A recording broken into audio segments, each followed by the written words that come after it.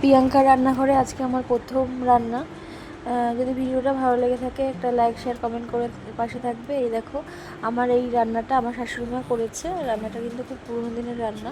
এই আলু দিয়ে, কচু দিয়ে, মাছের মাথা দিয়ে, এটা কিন্তু খেতে খুবই সুন্দর, ভালো খেতে, পুরোনো দিনের রান্না। এই দেখো কচুটা কিন্তু আমি সেদ্ধ করে নিয়েছি। কচুটা সেদ্ধ করে নিতে হবে। এটা কি কচু আমি ঠিক জানি না, অন্তত মানকচুটা সেদ্ধ করে নিয়ে, এটা কিন্তু আমার প্রথম ভিডিও, প্রথম রান্না। চ্যানেলটাকে সাবস্ক্রাইবার করে আমার পাশে থাকার অনুরোধ রইল। দেখো আমার মশলা কিন্তু বাটা হয়ে গেছে, আমার শাশুড়িমা করছে, শাশুড়িমা হয়ে গেছে। এর মধ্যে আদা বাটা আর আদা জিরে রয়েছে, কাঁচা লঙ্কা আর হয়ে গেছে। এই যে মাছটা উনি ভাজা হয়ে গেল। এই যে তেল কিন্তু গরম হয়ে গেছে, সাদা জিরে দিয়ে দিয়েছে। এই যে সামান্য সিম্পল রান্না বান্না।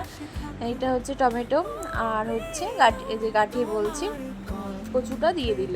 এবার নাড়াচাড়া করে লবণ হলুদ দেবে, পরপর ইনগ্রিডিয়েন্টসগুলি সব কিছু দিয়ে দেবে।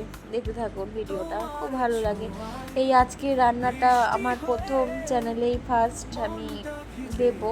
এর আগেও রান্নার একটা চ্যানেল ছিল, এটা ডিলিট হয়ে গেছে। এটা হলুদ দিয়ে দিচ্ছে, লবণ দিয়ে দিয়েছিল এর আগে, এটা আমি দেখাতে ভুলে গেছি। লবণ হলুদ জাস্ট, তারপরে ওই জিরে আর আদা আর কাঁচা লঙ্কা যে বাটাটা আছে ওটা। এখানে কিন্তু ধনে পাতাও দিতে পারেন, ধনে পাতাটা আমরা আর দিইনি। দেখুন এই মশলাটা কিন্তু অ্যাড হয়ে গেছে।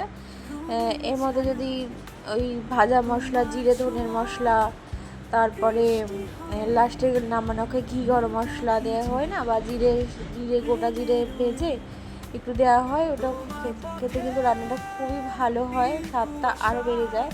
রান্নাটা হয়ে গেছে, দেখো ফাইনাল লুক নিয়ে চলে আসলাম। রান্নাটা খেতে খুবই ভালো হয়েছিল। এই রান্নাটা আপনারা ট্রাই করতে পারেন। আমার প্রথম ভিডিওটা ভালো লাগলে লাইক শেয়ার কমেন্ট করে